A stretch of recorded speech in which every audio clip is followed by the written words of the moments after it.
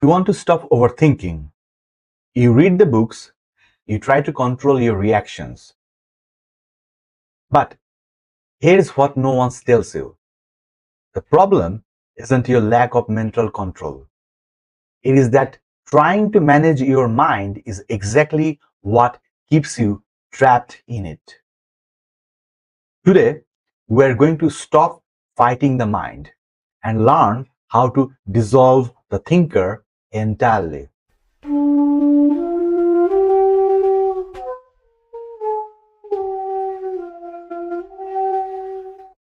If you ever felt like you are constantly at war with your own thoughts, you are not alone. You have probably tried Stoicism, journaling, cognitive reframing, mindfulness, or some kind of self-help techniques. You try to build an inner fortress. But despite all that effort, at 2 a.m., the anxiety still creeps in. The mental loop still spins out of control. By the end of this video, you will have a complete 4-step framework to permanently short-circuit the overthinking loop. We are going way beyond just managing your reactions. We are going to completely shift how you experience reality, moving you from chronic stress into a state of raw, unshakable awareness. Hi, my name is Hirok Das, and I spend my life studying ancient contemplative traditions and translating them into practical, everyday systems. Today, we are pulling from a 2000-year-old non-dual text to build the steady wisdom framework. We will break this down into 4 actionable phases. Diagnose the cascade, the Tortoise retraction, purifying the catalyst, and 4, the ocean of stillness. If you want a quiet mind, let's dive in. Before we implement the framework, we have to talk about why your current coping mechanism is exhausting you. Right now, the self-improvement world is obsessed with Western Stoicism. And for good reasons. Stoicism taught us the way of control.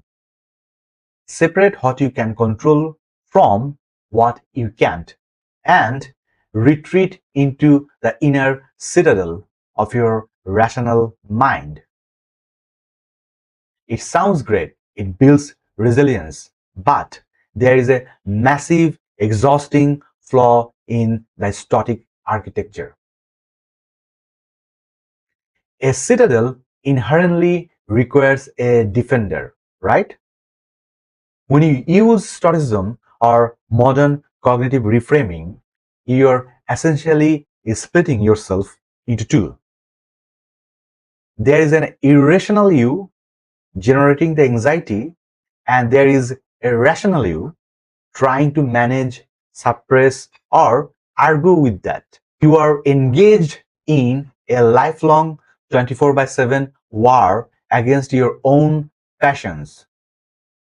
You're managing the ego, polishing it, making it tougher. But you are still completely identified with the voice in your head. What if the goal isn't to build a stronger wall? What if the goal is to realize that there is no one inside the wall that needs protecting?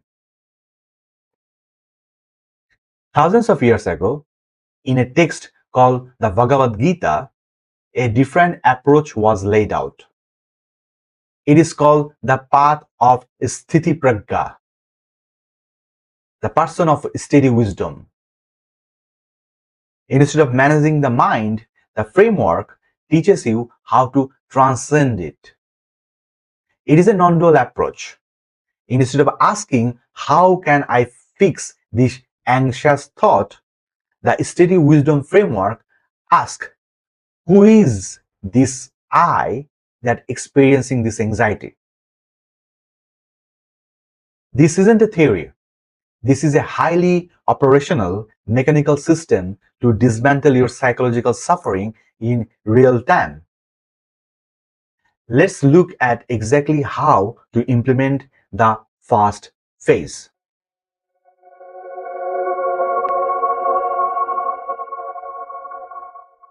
You cannot stop an avalanche when it's buried you. You have to catch it when it is just a single snowflake moving down the mountain. In verse 62 and 63, Krishna explains in chapter 2 that our mental downfall happens in a precise, predictable chain. He says that simply dwelling on objects creates attachment. That attachment turns into desire, blocked desire turn into anger, and anger leads to complete delusion and destruction of our intellect. Phase 1 is about developing a clinical, almost robotic micro-awareness of how your thoughts spiral. The ancient text gave us a precise psychological algorithm for how a human being falls into suffering. It starts with a simple phrase, Dhyato Vishayan, which means dwelling on objects. Overthinking doesn't just happen to you. It has a specific genesis point. Look at a concrete modern scenario. Imagine you are in bed at 11:30 p.m. You are scrolling on your phone and you see article about massive tech layoff or an impending economic recession. Instantly, your chest gets tight. Your heart rate spikes.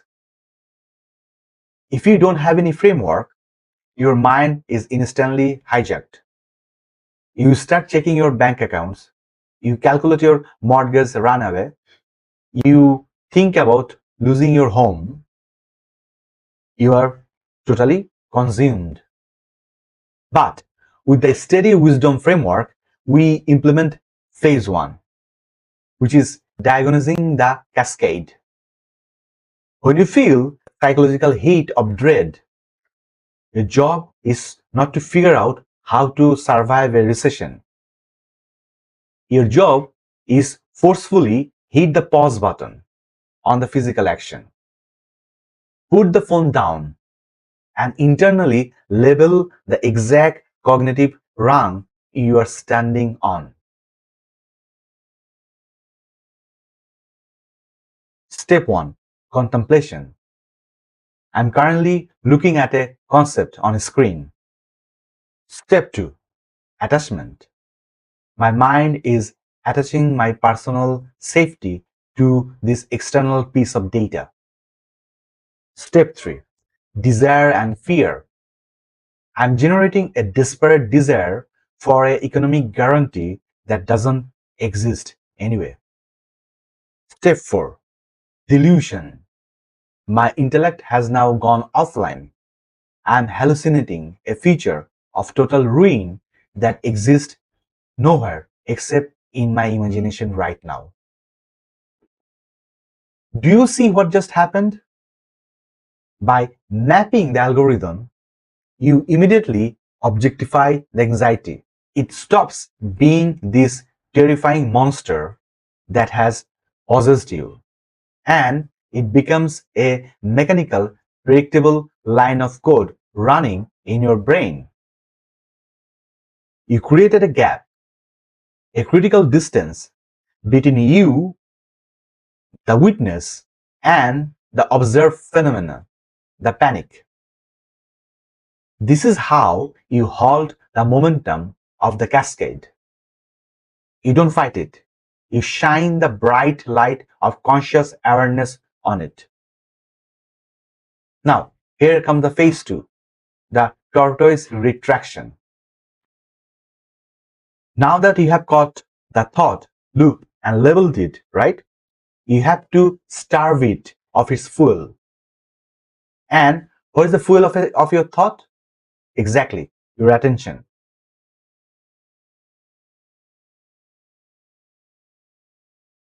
Phase 2 is called the tortoise retraction. The ancient metaphor is beautiful and highly practical. A person of steady wisdom withdraws their attention from the object of their senses, just like a tortoise withdraws its limb into its shell. When a tortoise pulls in its legs, it completely ceases all interaction with the outside world. To stop overthinking, you have to do this cognitively.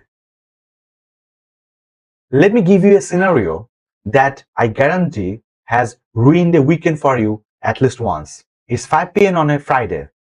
You get an email from your boss. The tone is aggressive, slightly vague, and they demand a meeting first thing on Monday morning to discuss recent oversights. If you're operating like a standard, unawakened, modern professional, your ego is now bleeding. You spend Friday night drafting defensive replies in your head. You spend Saturday morning having a fake argument with your boss in the shower. You spend Sunday filled with dread. The stoic might try to rationalize. I cannot control my boss. I can only control my work. But you are still burning the cognitive calories, managing the threat. Here is how you apply the tortoise retraction method. When you receive that email, you might pull back the tentacles of your attention. You deliberately, forcefully refuse to engage with the content of the email. You do not formulate a defense. You do not analyze their tone. You do not try to reframe it.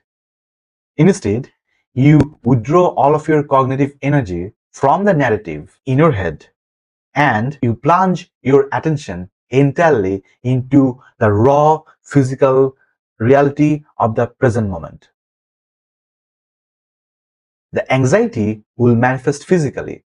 Maybe a tightness in your chest, maybe a flutter in your stomach, or a heat in your face maybe. Put 100% of your attention on that physical vibration. Treat it just like a physical sensation, the same way you would feel cold water on your skin. Do not attach a story to the sensation. When the mind tries to throw the bait, when it says, but what if I get fired? You drop the bait immediately.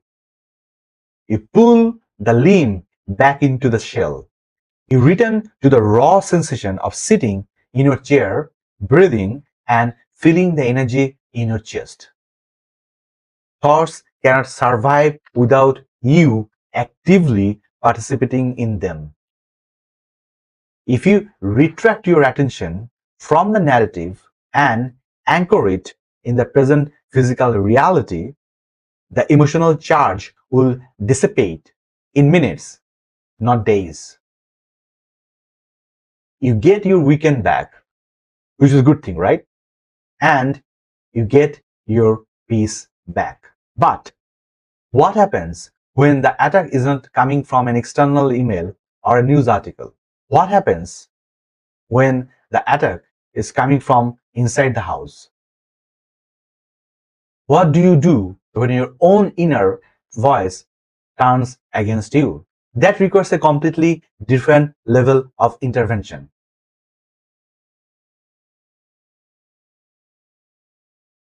It may surprise you, but the most dangerous threats don't come usually from your inbox or the news. They come from inside your head. Phase 3 is about confronting your internal environment. In the ancient text, the unawakened mind is described as being filled with mental concoction. Think of the voice in your head right now, the one that constantly judges, narrates, defends, and complains. When you are about to do something difficult, what does that voice do? It attacks you. Let's say you are about to give a major presentation or publish your creative work. Suddenly, the imposter syndrome hits. The voice says you are not qualified. They are going to see right through you. You are a complete fraud. The standard self-improvement advice is to fight that voice. You try to override it with positive affirmations. You tell yourself, no, I'm great. I'm a winner. Or you stay up until 4 a.m. memorizing your slides, trying to outwork the anxiety. However, ironically, fighting the voice validates its authority. By defending yourself against the internal critic, you are confirming that the threat is in fact real. That's why phase 3 requires a radical pivot. We use a method called non-dual self-inquiry. When the voice says you are a fraud and you are going to humiliate yourself, don't argue with it. Instead, stop whatever you are doing, turn your attention backward, and silently ask yourself this specific question. Who is hearing this voice? Or to whom this thought appear? Your mind will naturally stutter for a second. It will reply like something like this. Well, the thought is appearing to me, right? Then you ask the ultimate follow-up question. Who am I? This is the core of the steady wisdom framework. Those who are familiar with the self-inquiry method of Ramana Maharshi, you will instantly recognize this inquiry. Who am I? Force your attention to look for the knower of the thought. When you look closely, you'll realize that something profound. The internal voice is just a stream of sound appearing in a vast, empty space of awareness. You cannot find the tangible I that is in danger. You only find pure consciousness. You do not need to silence the imposter syndrome by force. You simply recognize that you are not the voice. You are the silent, undisturbed awareness in which the voice is echoing. When you rest as the witness, the internal narrative instantly loses its authority. It becomes just a background noise, and you are free to step on that stage and execute. We have diagnosed the cascade. We have retracted our attention. We have purified the internal voice. Now we reach the final phase. How do you actually walk through the world? How do you build a business, raise a family, and take a massive action without getting destroyed by the pressure? Phase 4 is the culmination of the framework, the ocean of stillness. The ancient metaphor for this state is an ocean that remains entirely undisturbed, even though massive, raging rivers are flowing into it. Action is performed seamlessly, but the psychological residue of I am the doer is entirely absent. Let's look at the ultimate test. Imagine you spend the last 5 years building a company, and despite everything you did, it failed. You have to file for bankruptcy. For most people, this is a psychological death sentence. Your entire sense of self was tethered to the outcome of that venture. You obsess over the loss of the status, wealth, and identity. But how does the practitioner of steady wisdom walk through this? You fully acknowledge the material failure of the venture, but you radically refuse to claim the failure as your identity. You realize that For 5 years, actions were performed, emails were sent, products were built, capitals were raised, but the ego that claimed absolute ownership of all those actions was just a phantom. It was an illusion. You approach the liquidation of your company, the end of a relationship, or a major life transition completely without the weight of ownership, because you no longer view yourself as the absolute author of the universe's event. You no longer have to carry the crushing burden of the universe's outcome. You drop the claim that I achieved this or I failed at this.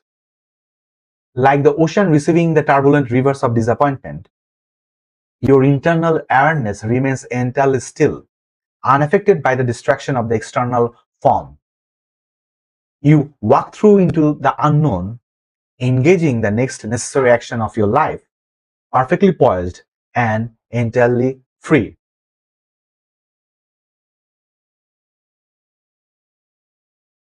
Building a quiet mind isn't about building a thicker wall to keep the world out. It is about realizing there is no separate self that needs defending. Let's do a rapid summary so that you can implement this today. Step 1. Diagnose the cascade. The moment panic hits, forcefully map the algorithm. Label the contemplation, attachment, and delusion.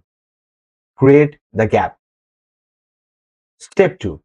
The tortoise retraction. Starve the narrative of its fuel. Withdraw your cognitive attention from the story and plunge in directly into the raw sensation of the present moment. Step 3. Purifying the catalyst. When the inner critic attacks, don't fight it. Instead, ask, to whom does this thought appear? Rest as the silent witness behind the voice. Finally, step 4, the ocean of stillness. Take massive action in your life, but drop the psychological demand for a specific outcome. You are not the doer, you are the awareness in which doing happens. This is the ultimate promise of the steady wisdom framework. You can finally stop managing your anxiety and start transcending it entirely. If this breakdown changed how you view your own mind, the best thing you can do right now is to put it into practice. Pick one specific trigger in your life, an email, a financial worry, or a harsh internal criticism, and apply phase 1 and phase 2 today. If you want the written checklist of these 4 phases so that you can save it on your phone or in your computer or laptop, I have linked a free template in the pinned comment below. Download it, use it next time when your mind spirals, and let me know in the comment section which phase was the biggest breakthrough for you. Hit subscribe if you want to know more frameworks that bridge ancient wisdom with modern execution. Until next time, stay aware, stay still, and I'll see you in the next video. Thank you.